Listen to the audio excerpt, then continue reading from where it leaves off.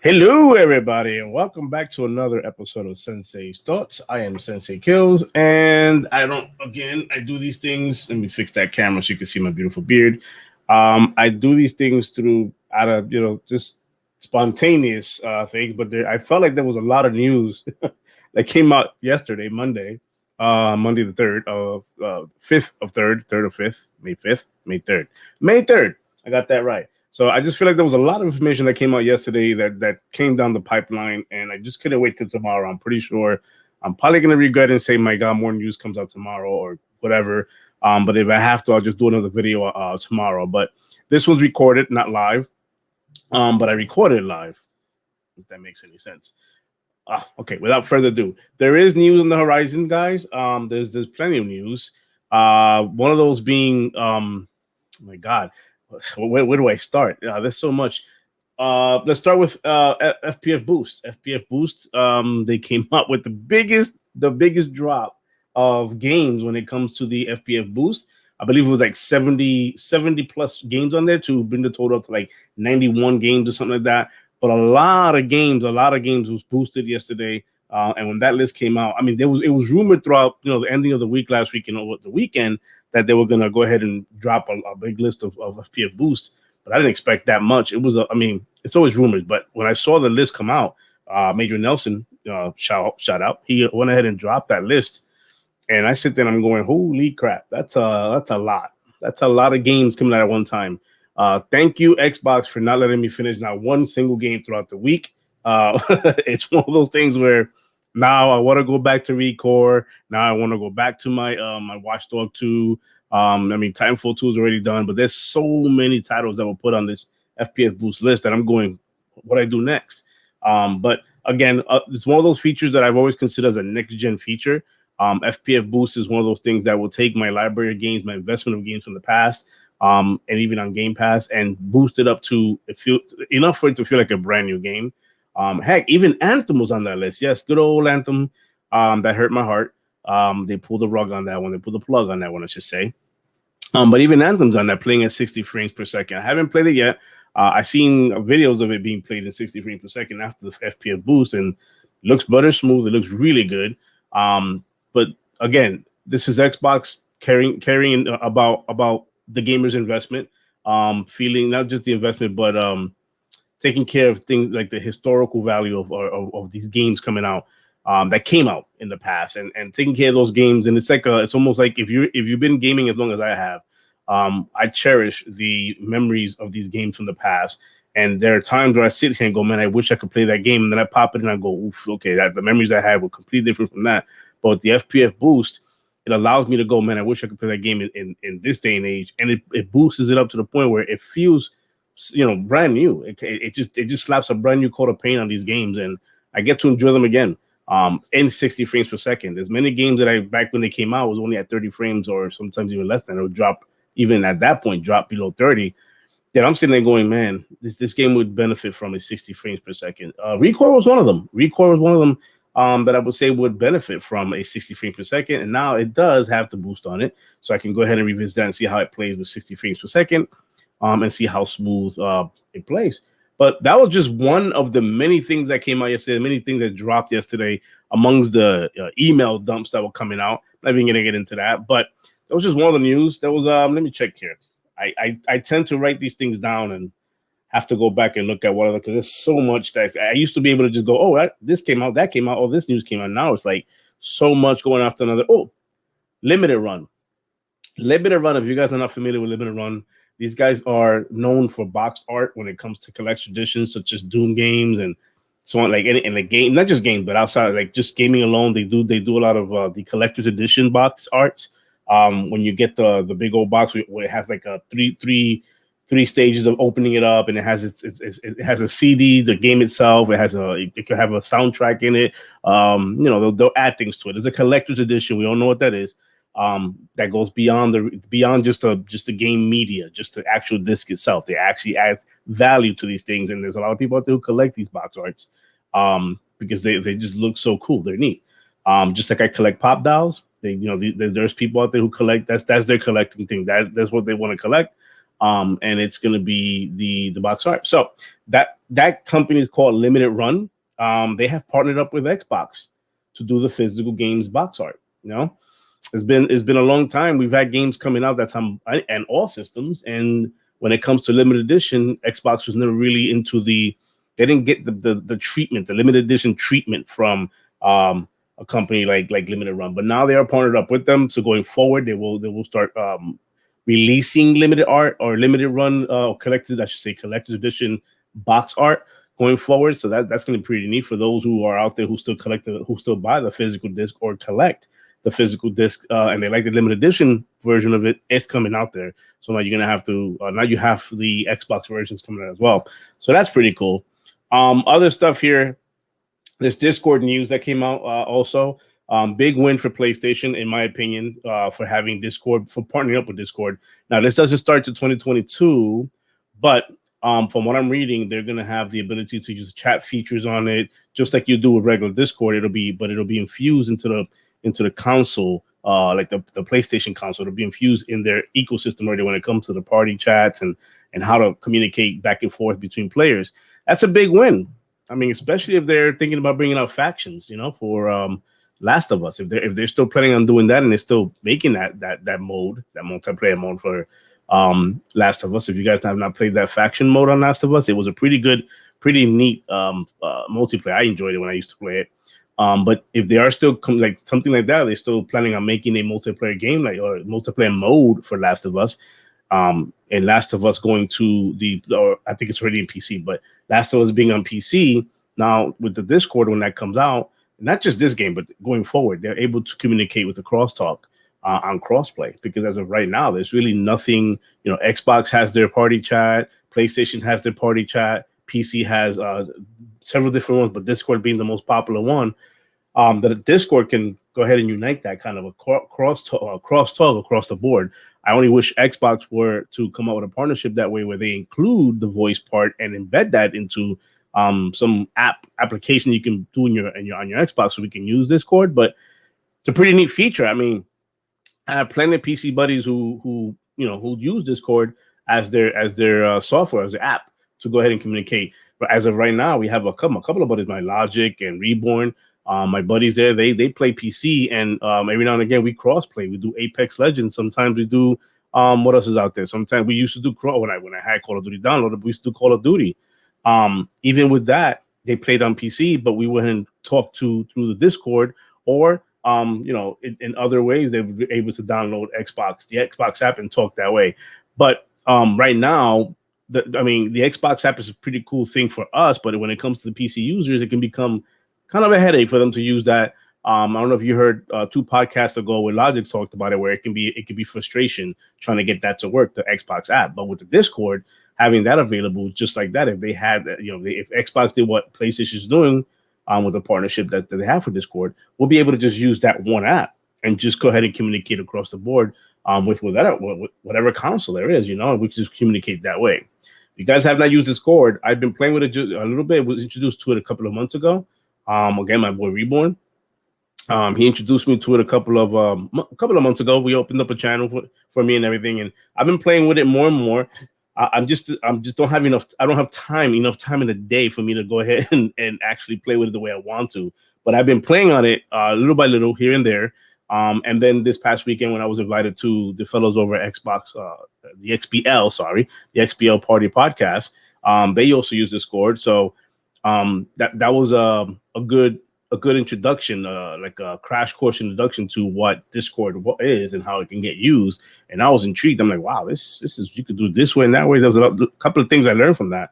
That was pretty cool. But man, PlayStation having that partnership with Discord, that's pretty big. That's a big W for them. But it won't come out to 2022, so we still have long ways to go before then. Lots of games will be coming out before then. But Discord being on PlayStation, the way I'm reading it, the embedment of how they're embedding that, how they're going to embed that into their software, into their console with the party or the talking features, that's a big thing.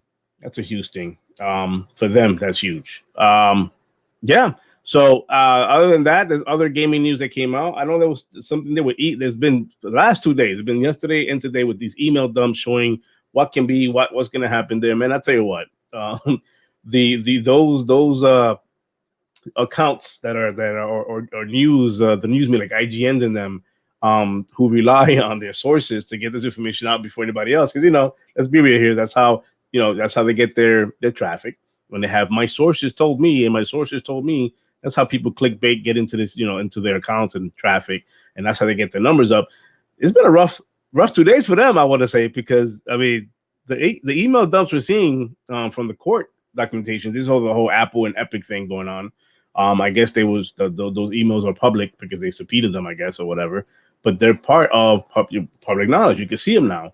And a lot of these things has been coming out. I've been seeing some of these documents, but they show some interesting things. But we got to remember they come without context. There's so much that can happen. There's so much that was talked about behind the scenes that's not even covered on these emails probably. But it gives a little insight. So heed warning when you read these things. Don't get excited when you read something and go, "Oh my God, it's coming." It's the way corporate works. They will be told. They always talk about something years in advance before even if it's approved to come out. There was things there of like maybe putting Game Pass on the Switch, which we all know that's a thing. That's been always a thing. That's always been a conversation within the gaming community of Game Pass, or not Game Pass, but Game Pass being on like through the xCloud, being on other consoles. So we all know how that's been a thing for a while. But the thing was adding fuel to that fire is that the last time Phil Spencer was on the camera, the last couple of times, you see in the background, he has a Switch, Nintendo Switch back there I think it was on a dock, where he's just talking and talking. And we all know Phil, when he has these videos, like ever since that the Xbox Series S, review, and everybody said it was always in the background. Now every video he's in, everybody's with a magnifying glass checking in, see what they can see, any nooks and crannies they can find, which is hysterical to me. The meta in that is amazing. I love it. But there's a lot of documents have been coming out. Some of these things is talked about that. And even there was something about Sony where they're paying for crossplay with the Fortnite game with Epic. There's something about that on that where, again, no surprise, that's Sony. Sony's been doing business like that for quite some time, where they go ahead and pay and I hate to say the word, but it's just a lot of anti-consumerism when it comes to that, where they like for crossplay, not to say yes to crossplay so gamers can rejoice and have fun and have bragging rights or whatever it is. I mean, we win when it comes to crossplay because platforms grow that way. Games get more traffic that way. Therefore, you turn like the money is flowing in, and then you get the sequels coming out.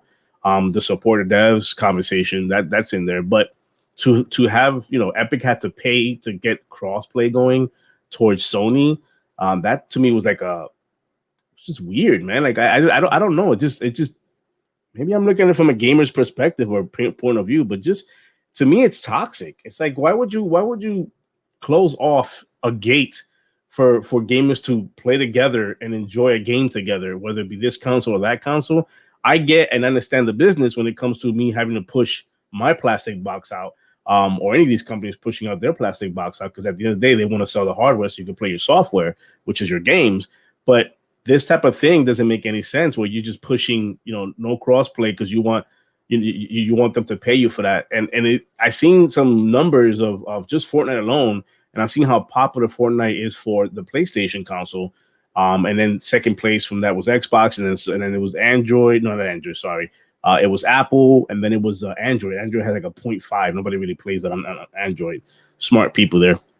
Nobody really plays Fortnite on Android, but I saw that graph, and I'm going, this is probably why. It makes sense now. They're holding back, and they don't want this to be a part of like they want them to pay. They want Epic to pay to get that crossplay. But that was a document from last year, whatever. I believe it was August or something like that. Sometime last year when that all went down. But just to see that kind of hurts me, man. Sony's for a while has been known for doing things like that, and I wish we was not talking about this in a negative light. I don't want it to be a negative light, but it's just one of those things that it's not the first time I've heard things like this with Sony. Back when I remember when EA was shopping around, EA at the time it was called EA Access, and they were shopping that kind of idea around where you subscribe for $5 a month or whatever it was, $30 for the whole year at the time. You subscribe to their service and you get EA games and you get access to demos first before everybody for a certain period of time. And then you have whatever library they have, you can download and play it. And they shopped this around, and the news came out that Sony said no, their gamers wouldn't. I mean, they don't think their gamers need this. Pretty much, they spoke for the game and said they don't need this. It'll confuse them. We got too much stuff on here, anyways. It'll confuse them. And Microsoft said, "Bring it on." They brought it on and put the app on their console, and you see how successful that was. But the thing is, those are the type of things that Phil has taken risk with and built that partnership up with EA. We all have opinions with EA, but at the end of the day, it built a relationship, a bond between both companies, where to this day now we have it on Game Pass. It's called EA Pass now, but they put it on Game Pass. And now you have, when you subscribe to Game Pass Ultimate, you're gonna have the EA Pass on that. And it speaks volumes, because it's not just EA Pass that you're putting on there. It's the fact that it's a proven model now. We got 22 million subscribers as of this month, or as of April. And then now you have EA that joined in on that fun. You know, I'm sure they're loving this. The whole now people play our games. But I'm pretty sure they're like, we've heard the rumors and the people talking in the pipeline about, we talking about UB Plus. They have their own servers. They might be coming soon. Who's to say they don't? Not only that, but we go back to EA Pass. I mentioned this on my last show, where the Battlefield 6 that could possibly be ending up on Game Pass day one. Why not? They got a partnership. But these are the things that were laid out back a few years ago. This is the plans that were laid out a few years ago. That's now becoming more and more, or I should say less and less fuzzy in the vision. You're seeing it clear, being a lot more clearer where the vision's going, where Phil wanted this to go, and how he wanted it to go. Getting away from the whole TV side of things and going straight to games. By providing with the buying the studios and the taking chances on EA to come over and put it on our services over here with Xbox. But those are things that has been happening. It's been happening for quite some time. So rejoice there for those who are Xbox gamers. Rejoice. That's a good thing. That's a really good thing. And excuse the shirt. I just came out of work, so I apologize for that. The last thing I want to talk about here. Let me see if I can get this up on the screen here. I always have an issue with this here. I don't have my moderator with me, which I don't have a moderator. I am the moderator. Let me see here.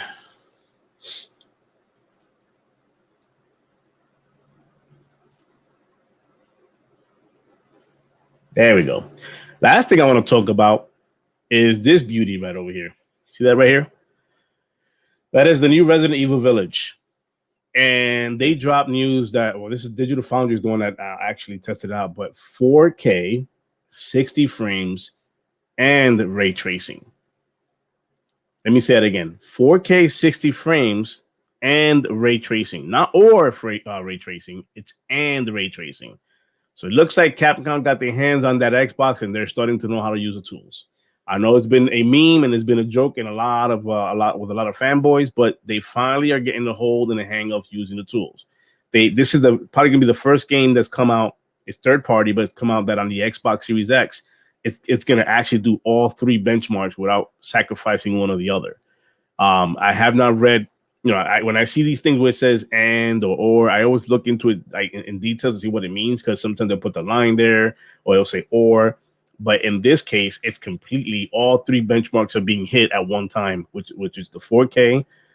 It's the 4K 60 frames per second, and as well as ray tracing. This is the demo you're seeing right now live. It's about a 20-something minute demo from IGN, but they played this on the Series X right here. And as you can see, it's 4K. It's running 60 frames per second. I just don't see the ray tracing yet. There's nothing that's bouncing off the ray tracing, but it's playing mostly this way. And I don't know what mostly means. I wait for Digital Foundry to go ahead and come out with a video and show that off. But mostly it plays the 4K 60 with ray tracing. I found it weird when they came out and said 45 frames per second, which not many games do that. It's either 30 or 60. It's always that way. But when they came out to 45, and I kept reading on it, I understood a little bit more that they were benchmarking. They were not benchmarking, but the goal was to be at 45 consistent all the time. But it was uncapped frame rate, so it can always fluctuate. It could go up rather than down, and dip on the 45. But it always consistently give you a 45 and up. But then now that we've seen this demo, which is on the Series X, I'm appreciating it more because it looks like they got into the tools and they started learning the tools, and it's running really, really good. I think is going to be on the console side. This might be the best version. Think about that. This might be the best version of playing Resident Evil. 4K 60 and ray tracing, not a performance mode. Maybe they'll add that. Maybe they'll add it so that you can change it up a little bit, but no performance mode. This is all three benchmarks being hit and being hit at one time. That is on a console. That is amazing to me. That is mind blowing to accomplish this on a console. I don't understand how you can't celebrate, how you wouldn't celebrate this. Forget about the fact that it's on one box or the other. Forget about that that the pom-poms come up for, you get mad. The moment you see green, you get upset. Forget about that. Think of the benchmark that has hit in this game on a console. I come from those ColecoVision Atari days and so on and so forth. And I would have never dreamt that on a console, I would be playing a game looking this beautiful, running this efficient, and of quality let alone on a Resident Evil game. The game is gorgeous. It's just amazing. I'm just amazed on how they were able to accomplish this. But I look forward to the game. Does come out Friday. This Friday, I believe. Yeah, this Friday. It does come out this Friday. There's different bundles for it. But it does come out this Friday. I can't wait to continue the story here because it does continue off the last one. I believe he's looking for his daughter in this one, but I can't wait. I can't wait to play this come Friday. If you are getting it on Xbox, and you are doing the whole Microsoft reward, you're able to do the Microsoft rewards. Don't forget to hit up the shop, the reward shop. I'm saying because if there's a 6,000 reward points for pre-ordering and buying Resident Evil this week. I think it's extended to. I think it's till Friday when the game comes out, but I don't know. I don't know if that's correct or not. But I know you can right now. If you go there and you look at the rewards card, there's a punch card there that it rewards you for 6,000 points when you go ahead and purchase Resident Evil through the Xbox. I don't know about you guys, but those points are very, very usable on my end. I have not paid for Game Pass, and I've expressed this before. I have not paid for Game Pass in a long time, over a year. Like I think it's been a year and a half now or so that I have not paid for Game Pass. Like myself from my pocket paying Game Pass or paying monthly or whatever it is. I've literally used my reward points and convert them into a gift card. And then that gift card I use for it's an Xbox gift card that you can go ahead and use for things on Xbox. And one of those things is a Game Pass. Game Pass membership, or you could just throw it right into Game Pass membership. They have like a 1 month, a 3 month. I think the max is 3 months, but they have a 1 month and a 3 months that you can convert that into, and then you purchase that the Game Pass that way. I've been buying the 3 months over and over again, and it's just stacked itself up to the point where I'm at a year and a half now. And how you gain those rewards? There's many ways you can do it. There's different punch cards. There's different. You're using Bing as your search engine, and just search around until you get those points. That's 250 points right there alone, just on a daily basis, where you just go ahead and search through Bing. You have your daily sets that you can do in the Xbox itself. You have your challenges every month where they tell you, to complete daily, this many dailies completed. You go ahead and get points for that. Then you have your monthly challenges, or your weekly challenge that comes out every Tuesday for rewards that is on your Xbox as well, where it'll tell you something like complete 3 achievements. Browse this internet, look at this game real quick, and they'll give you points for that. On that one, I'm on a 54-week streak when it comes to that, so over a year doing that. So, but I digress. That's what I got for today. But big gaming news yesterday on a Monday. Big gaming news. I only expect today being a little down day, but I only expect that starting tomorrow we'll get more news. I've been seeing the buzz in the industry of tomorrow being a day where something's going to be mentioned. I was hoping that today something got mentioned when it came to Star Wars. Who knows? When I get off this podcast, they might be something announced. But being today that's May the 4th, Star Wars reference, I was expecting that maybe today something would have dropped in regards to anything Star Wars. Would have been a great opportunity for that. But without further ado, I leave you with that. But please check out the game if you guys are planning to buy it. It is coming out Friday. Resident Evil Village comes out Friday. Both on Xbox and PlayStation, if you guys want to play that. And as you can see, 60 frames, 4K, and ray tracing is all going to be on the Xbox Series X version. But other than that, this has been another one of your boy, Sensei Kills' podcast. This is Sensei Thoughts, dropping a surprise one midweek because there's so much news out there. But this is it. So until then, guys, I appreciate you tuning in. And let me go ahead and close out this right here. There we go, my face right here. I appreciate you guys tuning into this to this recorded one. But until then, I thank you guys, and like I always say, happy fucking gaming. Later, guys.